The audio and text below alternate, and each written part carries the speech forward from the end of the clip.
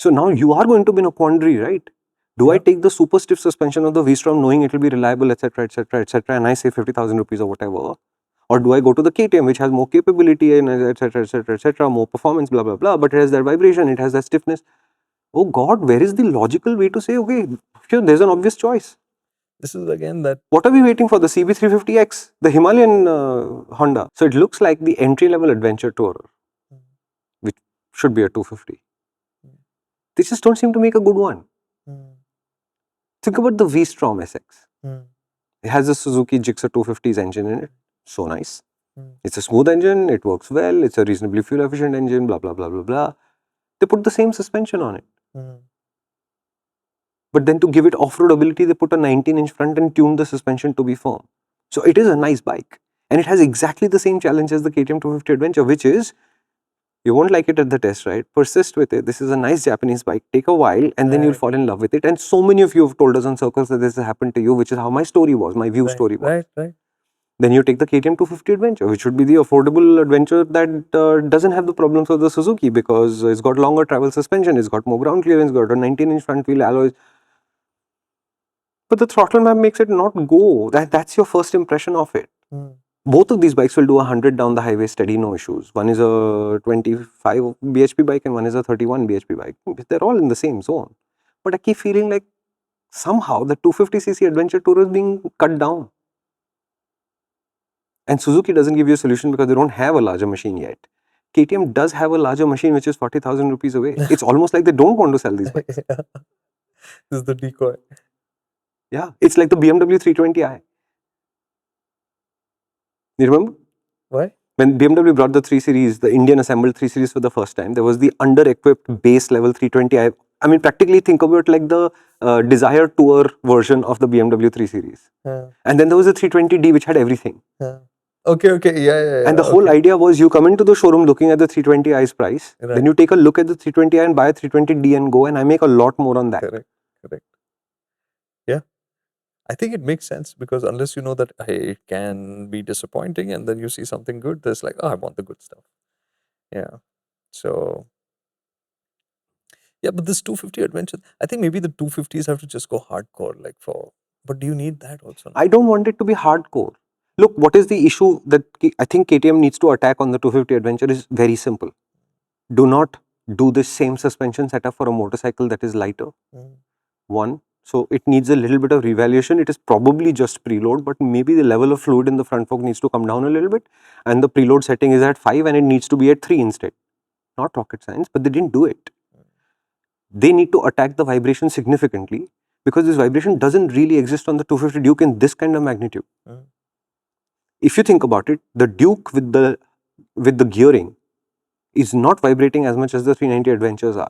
When you add the sides, when you add the center stand to it, the bar that connects the foot pegs and the Enduro, all this seems to subside. This bike has strong vibration in those 500 RPM. I don't think if it is a deal breaker, but it is extremely annoying to have, and it's sitting in a place where I am going to be very often and I have to learn my way around it. Why should I have to? Right. So in that sense, the 250 Adventure is a more complete adventure tourer than the V-Strom SX. The V-Strom SX is also 50,000 rupees less expensive. It's 2.1 lakhs. Oh, really? Yeah. Oh. So now you are going to be in a quandary, right? Do I take the super stiff suspension of the V-Strom knowing it will be reliable, etc., etc., etc., and I save 50,000 rupees or whatever? Or do I go to the KTM, which has more capability and etc., etc., etc., more performance, blah, blah, blah, but it has that vibration, it has that stiffness. Oh God, where is the logical way to say, okay, sure, there's an obvious choice. This is again that. What are we waiting for? The CB350X, the Himalayan Honda. I was actually going to talk about it when you start speaking about the engine. And the one thing I didn't mention was the engine also will have that sense of buzz about it because the sprocket is 3 up. Yeah. So it's running at higher RPMs for the same speeds. The tune of the engine is the same.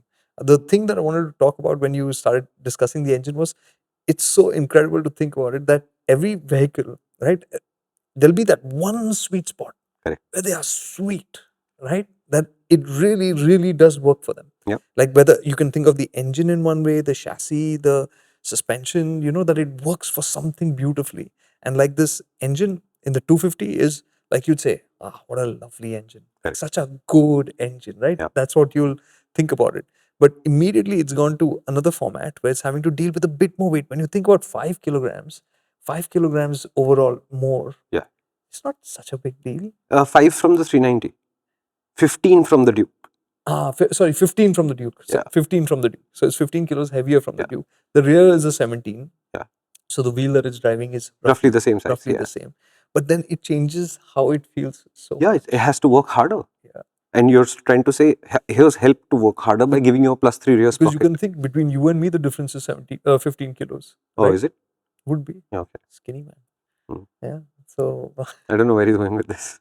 but the point is, within riders, that difference the engine would have to deal with any which way. Yeah. But inherently, what it does on the motorcycle, Yeah. how it changes. Yeah, this is why to me the spec sheet thing is dangerous. You don't pay too much attention to it. Go get a test ride instead. I know, I'm telling you, when you ride the V-Strom for the first time, you may not like it. Mm.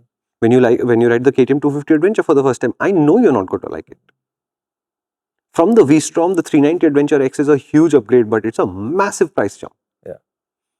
From the V-Strom to the KTM Adventure 250 is a reasonable price jump. I think you might be able to stretch to do it. But will you get a significantly better bike out of it? No, not yet. But for somebody who wants to do off-road, Impulse 210, please. that's the other one. Kata. If that is your goal, where the travel is not central to what you do, to me there are two bookends to this today, period. Expulse 210 if you're on a budget, Enduro 390R if you're not on a budget. I am not even saying the international model, although that's not a lot more expensive. I'm shocked how little KTM is asking extra for it. But to me, these are the two bookends of where the off-road spectrum is. This is cost effective and fast, the 390 Enduro R. Little heavy, you learn. This is reasonably light, slow in the sense of calm and peaceful and torquey and not frantic. So it will let you learn. Every other motorcycle that you're thinking about typing is not in this class. There's a slow motorcycle that is sitting at this price, which I can't see the point of. And that motorcycle, what nobody's going to tell you is it is much more expensive to live with than these motorcycles. They've localized some parts of it, they've not localized some parts of it, but that brand always makes expensive things to live with in any case. Their service costs are always more expensive. So why do I want that motorcycle in my garage? No, I do not. I'd just get an Expulse instead. So if you don't know which motorcycle Shumi is talking about. Oh, the KLX 230. Lost an opportunity. I was going to say, come to Circles and ask. That is a clip from MotorInc. And what that means is if you'd like to see more of these, you can do two things. One is stay on this channel, subscribe and watch more, or you can come to the main MotorInc channel where you'll find a much longer video that discusses this idea in a lot more detail.